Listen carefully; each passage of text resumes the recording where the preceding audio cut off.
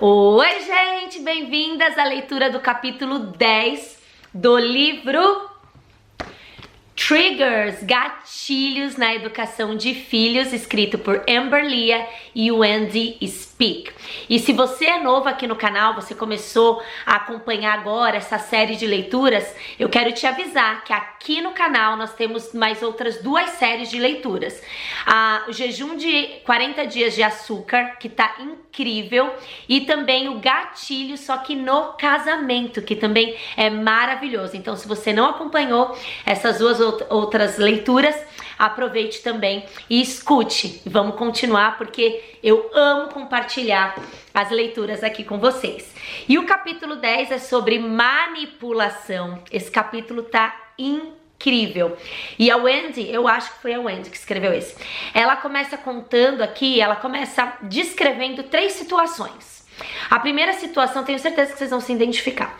A primeira situação é de uma criança que tá num parquinho e aí a mãe fala, vamos pra casa, deu a hora de ir pra casa. E a criança correndo, mais 5 minutos. Aí a criança brinca, agora vamos pra casa. E a criança lá começa a fugir de você e você correndo atrás da criança.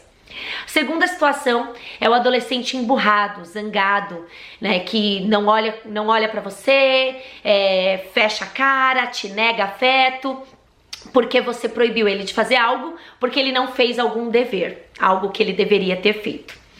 E a terceira situação é a criança que está no mercado ou que está numa loja de brinquedo e ela quer alguma coisa e aí você fala que não e a criança começa a chorar, começa a fazer aquele escândalo no mercado, se joga no chão e tudo mais.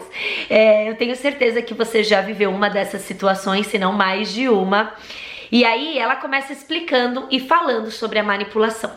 A manipulação, ela pode assumir algumas formas. E quais são essas formas? Ela coloca aqui: questionar a nossa autoridade, lamentar e resmungar, negar afeto para gerar culpa, crítica, choro, procrastinação, conversa fiada. Sabe quando você fica conversa fiada? Eu vou dar um exemplo desse aqui, que a Sara usa muito essa conversa fiada.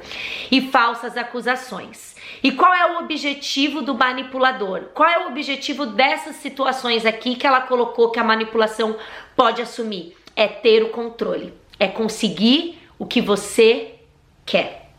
É somente esse o objetivo. E qual é o nosso desafio como mãe nessa situação? Não cometer esse pecado. Não é não fazer com que o nosso filho não cometa esse pecado, mas é não cometer o mesmo pecado que os nossos filhos estão cometendo. E como é difícil não manipular. Eu não sei você, mas pra mim é muito difícil abrir mão de ter o controle. Eu não sei se isso é algo mais da mulher, mas às vezes a gente quer, né, controlar tudo, ter tudo sob controle, ter o script ali certinho. Eu me desorganizo muito quando alguma coisa não sai ali do jeito que eu tinha programado, do jeito que eu tinha idealizado. Me gera uma frustração muito grande e a gente tem que tomar cuidado para que essa nossa frustração, né, essa nossa sensação de impotência nos faça ter atitudes de pecado, como a ira, como a gritaria, como a chantagem, e dessa maneira a gente acaba manipulando algumas situações para que a gente tenha o controle, para que as coisas aconteçam como a gente quer. E aí, ela coloca aqui que a raiz desse pecado é o egoísmo. Tá na cara, né? Se eu quero do jeito que eu quero, se eu quero controlar tudo para que tudo aconteça como eu quero, isso só pode ser sobre mim, não é sobre o outro. Porque eu tô colocando as minhas expectativas, as minhas vontades, né, o meu querer e não o do outro. Eu não estou me colocando no lugar do outro. Então eu manipulo para que a minha vontade seja feita. Isso nada mais é do que egoísmo. E aí ela deixa aqui um versículo que está em Provérbios 26:4, que diz assim: não responda ao insensato ou ao tolo com igual insensatez ou com igual tolice. Do contrário, você se igualará a ele. Será que nós nos igualamos aos nossos filhos em algumas situações? Quando eles gritam porque eles querem alguma coisa, a gente grita de volta, né? Quando eles viram a cara para nós porque eles ficaram bravos por alguma negação que a gente deu para eles, né? Não pode fazer isso. A gente também age da mesma maneira? Então nós precisamos nos colocar como os adultos da situação e mudar o nosso comportamento para que o comportamento do nosso filho também seja mudado. E aí ela coloca aqui, nosso comportamento para manipular os nossos filhos os ensina sobre a manipulação. E nós temos que entender, isso não está no livro, mas eu quero trazer para vocês. Nós temos que entender, e aí depois eu vou trazer o exemplo que eu falei que eu ia trazer da Sassá. Nosso coração é um coração insatisfeito. A nossa alma é insaciável. Então você pode falar pro seu filho que ele vai aproveitar o parquinho até 4 horas da tarde. Quando der 4 horas, ele vai achar que foi pouco. Você pode levar o seu filho num lugar e ele vai comer 2, 3 pedaços de bolo. E você vai falar, mas a gente combinou 2 e eu deixei você comer 3. Mas para ele vai ser pouco. E não só para os nossos filhos, mas nós somos insatisfeitos, nós somos insaciáveis. Nós já temos tanto, mas ainda assim a gente fica pensando, mas se eu tivesse aquilo, mas se eu vivesse naquele lugar, mas se eu tivesse aquele marido, mas se eu fosse desse jeito, mas se o meu temperamento fosse igual ao da fulaninha, olha quanta insatisfação nós trazemos para a nossa vida, para o nosso coração, e isso vai enchendo, e essa insatisfação que gera frustração nos traz uma certa ansiedade, tristeza e gera comparação, né? Porque quando a gente não está satisfeito com o que a gente tem, a gente não entra em contentamento. E muitas vezes a manipulação, principalmente das crianças, é pura falta de satisfação, pura falta de contentamento. E nós precisamos ensinar isso para as crianças. A gente já falou isso num outro vídeo, mas nós precisamos ensinar isso para as crianças. E isso começa por nós. Lembra naquele vídeo de reclamação e murmuração? Que é o que acontece quando a gente entra nesse ciclo de insatisfação. E não adianta, você pode fazer tudo. E você pode chegar pro seu filho e falar assim, mas eu fiz tudo o que você queria. Pois é, o coração do seu filho é insatisfeito. E nunca é pessoal, entenda. Não é sobre você, o seu filho não tá fazendo pra te tirar do sério, pra te provocar, pra se vingar, não é nada disso. Isso é somente algo que nasce em nós. Nós nascemos pecadores e hora ou outra nós vamos mostrar as nossas raízes de pecado. E a da manipulação é o egoísmo, né? Então aquilo é meu, eu quero assim, mas eu não gosto assim, mas eu quero aquela, mas eu quero assado. Eu tenho certeza que você passa por essas batalhas diariamente com o seu filho. Mas tem sim, existe uma estratégia para que a gente consiga vencer essas batalhas sem ser tolo, sem ser insensato, sem agir da mesma maneira que os nossos filhos. E ela coloca aqui algumas estratégias. Nós podemos dar escolhas para as crianças. Nós podemos, a escolha é o que é, deixa eu explicar para vocês. Quando a gente fala de dar escolha, é você falar assim, olha, por exemplo, de manhã, a Sara é uma criança que ela ama escolher roupa. Só que se eu deixar, ela fica, não quero essa, não, essa não, essa não, essa não, essa não. E aí, o que eu faço? Ó, você tem essa e essa opção. Às vezes, quase sempre, ela fala, mas eu não quero nenhuma das duas. Mas eu sou firme e falo, não, mas você só tem essas duas opções. Nós temos essas duas opções. Qual você quer? E isso, claro, quando eu tô com pressa, quando eu preciso resolver logo. Quando eu não tô com pressa, por exemplo, é um sábado de manhã, eu abro o closet e falo, filha, escolhe a sua roupinha. Aí eu saio, porque ela já tem 5 anos, ela já tem autonomia pra fazer isso. Mas se eu tô com pressa, então, por exemplo, eu preciso ir embora naquela hora do parque, né? A Wendy, inclusive, ela dá essa dica aqui. Eu preciso ir embora. Então, eu não tenho como ficar negociando com o meu filho. Então, eu dou escolha pra ele. Eu falo pra ele, ó, você quer entrar no carro primeiro que a mamãe ou antes? Vamos apostar corrida até o carro? Ou você quer apostar corrida até o carro? Enfim, você dá 2 opções divertidas pra criança escolher. Sim, exige de nós muita criatividade, eu sei. Nem sempre a gente tá naquele dia super criativo, mas faz parte da nossa missão, faz parte do ser mãe.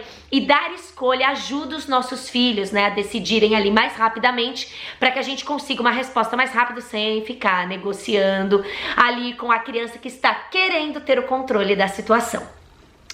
E aí depois ela fala que a gente pode acolher, né, na situação ali do adolescente, que a gente falou logo no início, você pode acolher, falar, olha, eu entendo que você tá chateado e que você tá bravo, eu também ficaria chateada, mas nós temos os nossos deveres primeiro, e você escolheu por não cumprir o seu dever, então a consequência foi não poder fazer isso que você queria, né? Isso aqui é muito bom a gente falar sobre isso, sobre esse poder de escolha que a gente dá para as crianças, mas também a gente tem que deixar a criança ter a consequência das escolhas dela. E eu quero falar aqui sobre um livro que eu li que chama Amando Filhos com Propósito, do Danny Silk. Eu já vou falar do exemplo da Sassá, tá? Do Danny Silk. Ele dá um exemplo assim, ele fala, inclusive eu vou deixar aqui embaixo, na legenda desse vídeo, o nome desse livro, porque esse livro é incrível, né? Tanto o Desafio aos Pais, do Paul Tripp, como esse aqui do Danny Silk, Amando Filhos com Propósito, são dois livros incríveis e que você precisa ler, cristão, alinhado com a palavra e te traz muita sabedoria, assim como esse que a gente está lendo. E aí o que ele fala? Olha só, ele fala que a gente precisa ensinar para os nossos filhos a ter sabedoria. Então, nós não vamos estar ao lado dos nossos filhos todos os dias. Então, nós precisamos ensinar a eles a tomar decisões. Ser sábio ao tomar as decisões. Por quê? Porque dependendo do que eu escolher, eu vou ter uma consequência daquilo. Uma consequência boa e uma consequência ruim. Tudo na vida é assim, e a gente precisa ensinar essa sabedoria para os nossos filhos. Então, ele fala muito sobre a consequência natural, e aí ele deu um exemplo da filha dele. Ele diz que a filha dele já é adolescente, e a mãe pedindo para ela lavar a louça, e ela procrastinando, e ela enrolando para lavar a louça, assim, né, alguém vai lavar para mim, se eu enrolar, a louça não vai ficar ali suja um mês, eu vou enrolar. E aí, o que o Danny fez para ensinar para ela sobre isso? Ele chamou ela e ele falou assim, olha só, você precisa lavar a louça que você não lavou ontem à noite. Ela, mas agora eu preciso ir no shopping com a minha amiga. Aí ele falou, então tá, o que você prefere? Isso eu faço muito aqui com as meninas. O que você prefere? Você prefere lavar a louça agora e depois ir com a sua amiga? Ou eu lavo a louça pra você e depois você faz um trabalho pra mim lá fora no galinheiro, que eles têm um galinheiro lá na casa deles. Aí ela fala, não, depois eu arrumo o galinheiro. Aí ele deixa, aí ele fala que Deus é tão bom. Com ele, vocês vão amar esse livro. Que a filha dele volta, né, do shopping, e aí ela precisa cumprir o acordo que eles fizeram, né? Então, ele lavou a louça dela, falou, olha, eu lavei a louça, você precisa ir lá no galinheiro. Só que na hora que ela chega, tá chovendo.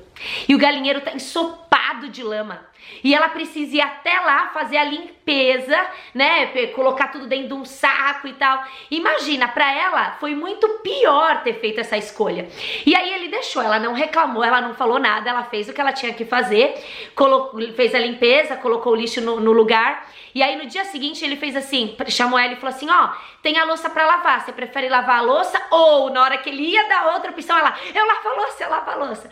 Então, são consequências naturais que os nossos filhos colhem pelas decisões, entendem? Como a gente pode, de alguma maneira, ensinar os nossos filhos a tomarem boas decisões e principalmente saber que as decisões que eles tomam geram consequências. Então, vou dar um exemplo aqui do que eu faço com a Laura. Laura, você prefere fazer a sua lição antes, né, na hora que você chega da escola, antes de brincar ou depois? Então, ela sabe que se ela escolher depois, ela vai deixar de fazer alguma coisa.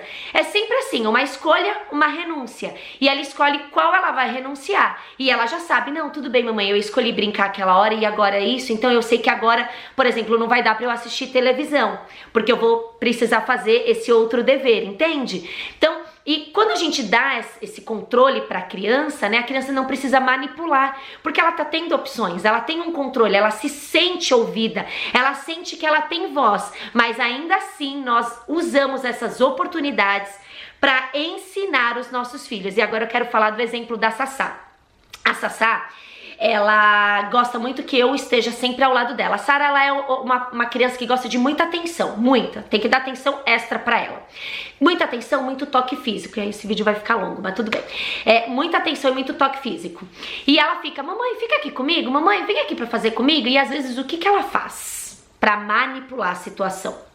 Ela fala assim, ai mamãe, mas é que eu tô com uma dor na perna, eu não vou conseguir colocar essa calça. Me ajuda? Eu sei que é mentira, ela não tá com dor na perna. Aí, claro, eu sempre dou a chance dela falar a verdade. Lembra que a gente falou no vídeo anterior? Eu não vou lá e falo, é mentira, você não tá com dor na perna. Eu chamo ela e falo assim, filha, você tá realmente com dor na perna ou você quer a ajuda da mamãe? Aí ela... eu quero ajuda. Eu falei, então só fala que você quer ajuda, filha, tá? Por quê? Porque ela sabe que tem algumas coisas aqui em casa que eu não ajudo mais, porque elas têm capacidade e autonomia pra fazer sozinha, né? Claro que a gente tem que usar um bom senso, às vezes a criança tá querendo só ali um agrado, ficar perto, e eu falo pra ela, a gente pode ficar junto uma outra oportunidade, ou às vezes eu acabo ajudando, mas o que eu não deixo é ela fazer essa manipulação. Ai, tá com dorzinha na perna, deixa... Não, aí eu falo pra ela, você não precisa mentir pra mamãe, pra ter a ajuda da mamãe, eu quero que você me fale a verdade, tudo bem? Aí ela fala, não, tudo bem, eu só quero a sua ajuda.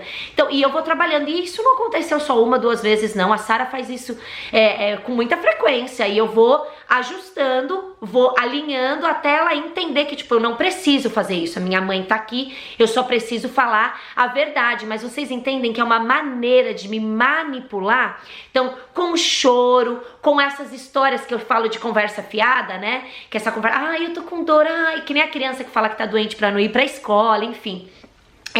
Essas coisas realmente acontecem e a gente precisa ter sabedoria pra lidar.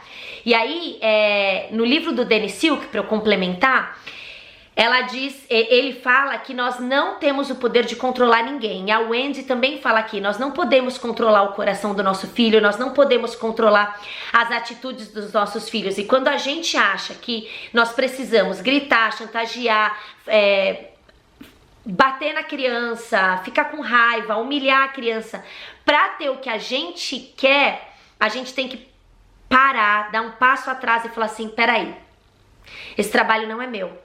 Esse trabalho é do Espírito Santo. E eu tô querendo controlar essa criança por uma expectativa que eu tenho, por um controle que eu quero ter. Lembra que a gente falou? Pela ânsia de eu mando aqui e eu tô pecando contra essa criança, eu tô pecando contra Deus agindo dessa maneira. Lembrem-se, ela trouxe aqui novamente, nós somos treinadores e nós criamos bons hábitos. Então, o que pode estar acontecendo na nossa casa, né, para toda hora ter essa manipulação, essa negociação, essa eu quero desse jeito, eu quero desse jeito, são apenas maus hábitos que nós deixamos de lado e esses hábitos, esses maus hábitos vão crescendo dentro da nossa casa e eles vão tomando conta de várias situações. Então, como treinadoras, os nossos filhos, nós precisamos trazer os nossos filhos para terem bons hábitos, hábitos de obediência, hábito de fazer boas escolhas, o hábito de ter domínio próprio, controle. Então eu não bato em alguém quando as coisas não acontecem como eu quero, eu não grito com meu amiguinho quando as coisas não acontecem como eu quero, eu não discuto com meu irmão. É o domínio próprio, e a gente vai ensinando quando a gente tem o domínio próprio. E como é difícil, não é mesmo? E aí a gente volta naquele assunto que a gente já falou várias vezes, como a gente exige dos nossos filhos algo que nós não temos. E os bons hábitos começam a ser criados primeiro em nós e depois na vida dos nossos filhos. E ela coloca aqui que a gente não pode levar nada disso pro lado pessoal. Então não entenda que o seu filho tá fazendo para te provocar, como eu já disse anteriormente. E que esses conflitos não são sobre você. Então pode se alegrar, falar assim, ainda bem, não é nada pessoal. E aproveite as oportunidades para direcionar o coração do seu filho para Cristo e não para as suas vontades. Nem sempre as nossas vontades vão estar de acordo com o que Cristo quer dos nossos filhos. A gente tem que criar virtudes, bons hábitos e inclinar o coração do nosso filho para Cristo. Para quando ele tiver que tomar uma decisão, ele vai falar o que eu preciso fazer para tomar uma decisão certa, de acordo com a palavra do Senhor. Será que isso agrada o coração de Deus? Vamos orar? Senhor, eu quero te agradecer por tantos ensinamentos nesse capítulo, Pai. Como é difícil nos dominarmos, como é difícil controlar as nossas emoções, como é difícil entender que o nosso controle é só em nós mesmas, que nós só podemos nos controlar, que controlar o outro não faz parte do nosso trabalho, mas é trabalho do Teu Espírito. Senhor, ajuda-nos a falar falar a tua palavra no momento certo, para que os nossos filhos estejam com o coração aberto para recebê-la. Senhor, nos ajuda a criar bons hábitos dentro do nosso lar. Se existe algum mau hábito que está em nós, enraizado dentro da nossa família, Senhor, nos revela, para que a gente possa trocar esse hábito e para que a gente possa criar hábitos de virtudes em nossos filhos, para um caráter, Senhor, transformado à tua imagem, Pai. Que não seja sobre nós, que não seja sobre as nossas expectativas, que não seja sobre as nossas frustrações, mas sobre as suas expectativas. O Senhor não erra e o Senhor sabe a maneira que nos criou. Livra-nos, Senhor, de toda comparação materna, de comparar com o temperamento de outra pessoa, com a maternidade de outra pessoa. Senhor, eu te peço agora que toda comparação, toda inveja seja quebrada. O Senhor sabe como nos criou e para que nos criou, Senhor. Não nos deixe esquecer que a nossa missão é treinar e discipular os nossos filhos, para que o coração dos nossos filhos esteja inclinado a Ti e não a nós, e não às nossas vontades, mas às Suas vontades, porque nós, Senhor, nós erraremos, nós nos arrependeremos, mas o Senhor é um Pai perfeito que não falha. Que os nossos filhos olhem para Ti e não para nós, Senhor. Nos capacita, nos traz sabedoria, Pai. Em nome de Jesus, nos livra de toda manipulação, de toda chantagem. Não deixa que sejamos tolos, não deixa, Pai, que nos falte o Teu conhecimento, Pai, em nome de Jesus. Amém. Que capítulo lindo. Espero vocês amanhã.